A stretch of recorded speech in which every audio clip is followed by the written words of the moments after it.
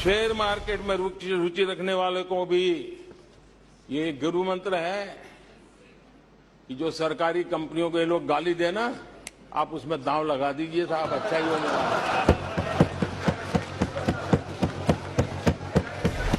प्रधानमंत्री नरेंद्र मोदी ने संसद से शेयर बाजार में निवेश का ये मंत्र दिया, जिसके पीछे विपक्ष की तरफ से उनके बारे में कहे जाने वाले कथित अपशब्द हैं, जिसे उन्होंने बीजेपी का सीक्रेट वरदान बताया और ये भी कहा कि उनकी कामयाबी में विपक्ष के सीक्रेट वरदान का अहम योगदान है।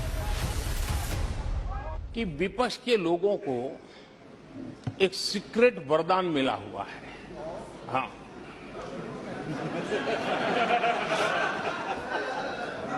सीक्रेट वरदान मिला हुआ है। और वरदान ये कि ये लोग जिसका बुरा चाहेंगे उसका भलाई ही होगा।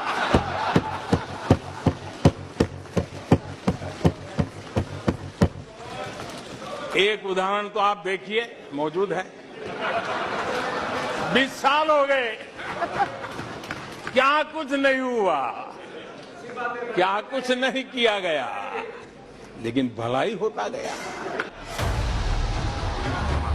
प्रधानमंत्री नरेंद्र मोदी पर कांग्रेस के कई बड़े नेता अब शब्दों का इस्तेमाल कर चुके हैं, जिसे मोदी मुद्दा बनाते आए हैं। इसीलिए प्रधानमंत्री ने कहा कि विपक्ष और खासकर कांग्रेस जिसे भी गाली देती है तो उसका भला होना तय है। पिछले 3 दिन से भी हमारे विपक्ष के साथियों ने जी भर करके, डिक्शनरी खोल खोल करके जितने अपशब्द मिलते हैं ले आए, जितने अपशब्दों का उपयोग कर सकते हैं भरपूर, पता नहीं कहां कहां से ले आते हैं। लेकिन अच्छा है, थोड़ा मन का गुबार उनका निकल गया होगा, थोड़ा मन हल्का हुआ होगा, इतने अपशब्द बोल लिए हैं तो। और वैसे तो ये लोग मुझे दिन रात कोसते रहते हैं, उनकी ये फितरत है। और उनके लिए तो सबसे प्रिय नारा क्या है? मोदी तेरी कब्र खुदेगी। मोदी तेरी कब्र खुदेगी,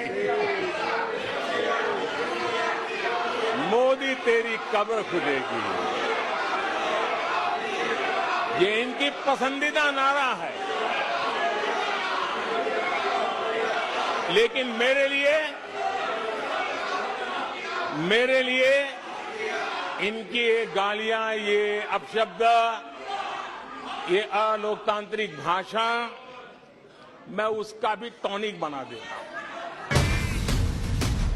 अपनी इस बात के पक्ष में उन्होंने 3 उदाहरण पेश किए, जिसमें पहला सरकारी बैंकों का कायाकल्प है। इसे लेकर विपक्ष पर हमले किए गए, लेकिन आज इन बैंकों की सूरत बदल चुकी है।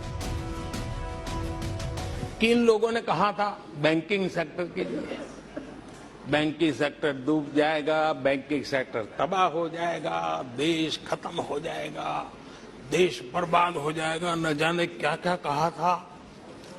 और बड़े बड़े विद्वानों को विदेशों से ले आते थे, उनसे कहलवाते थे, ताकि उनकी बात कोई न माने तो शायद उनकी मान ले।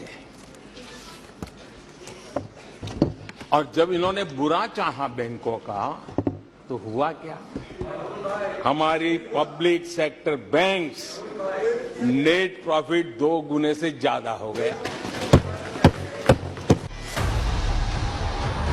रिलायंस इंडस्ट्रीज ने वित्त वर्ष 2024 की पहली तिमाही में 16,011 करोड़ रुपए का मुनाफा कमाया, जबकि इसी दौरान स्टेट बैंक ऑफ इंडिया ने 18,537 करोड़ रुपए का मुनाफा कमाया है। और इस तरह भारी अंतर से एसबीआई ने रिलायंस को मुनाफे के मामले में पीछे छोड़ दिया।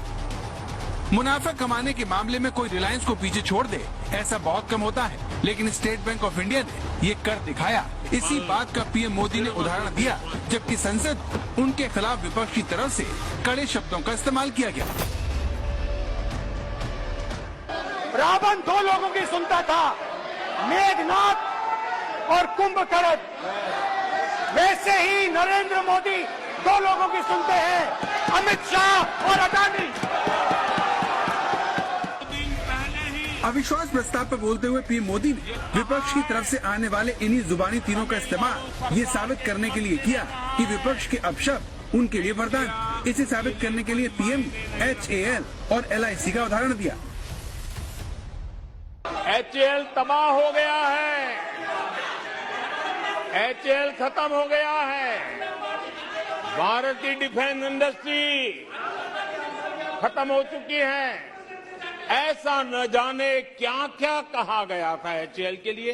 इतना ही नहीं, जैसे आजकल खेतों में जाकर के वीडियो शूट होता है, मालूम है ना? हाँ, खेतों में जाकर के वीडियो शूट होता है, हाँ। वैसा ही उस समय HAL फैक्ट्री के दरवाजे पर मजदूरों की सभा करके वीडियो शूट करवाया गया था और वहां के कामगारों को भड़काया गया था। अब वो सीक्रेट आज HAL सफलता की नई बुलंदियों को छू रहा है। HAL ने अपना highest ever highest revenue register किया है। आप जानते हैं LIC के लिए क्या क्या कहा गया था? LIC बर्बाद हो गई, गरीबों के पैसे डूब रहे हैं, गरीब कहां जाएगा, बेचारे ने बड़ी मेहनत से LIC में पैसा डाला है। क्या कहें, जितनी उनकी कल्पना शक्ति थी, जितने उनके दरबारियों ने कागज पकड़ा दिए थे, सारे बोल लेते थे वो, सारे बोल लेते थे। लेकिन आज LIC लगातार मजबूत हो रही है। शेयर मार्केट में रुचि रखने वाले को भी ये गुरु मंत्र है कि जो सरकारी कंपनियों के लोग गाली देना, आप उसमें दांव लगा दीजिए साहब, अच्छा ही होगा। राहुल गांधी ने 2019 के चुनाव से पहले नरेंद्र मोदी और उनकी सरकार पर राफेल विमान की खरीद में गड़बड़ी को लेकर सड़क से संसद तक बड़ा मुद्दा बनाया था। इसके साथ ही उन्होंने नरेंद्र मोदी सरकार पर HAL से राफेल ऑफसेट कॉन्ट्रैक्ट छीनने और इसे अनिल अंबानी की कंपनी को उपहार में देने का इल्जाम लगाया था, जिसे मोदी ने खारिज किया था। इसी साल HAL की हेलीकॉप्टर मैन्युफैक्चरिंग यूनिट के उद्घाटन के मौके पर पीएम मोदी ने राहुल गांधी को घेरा था। यही HAL है जिसे बहाना बनाकर हमारी सरकार पर तरह तरह के झूठे आरोप लगाए गए। यही HAL है जिसका नाम लेकर लोगों को भड़काने की साजिश रची गई।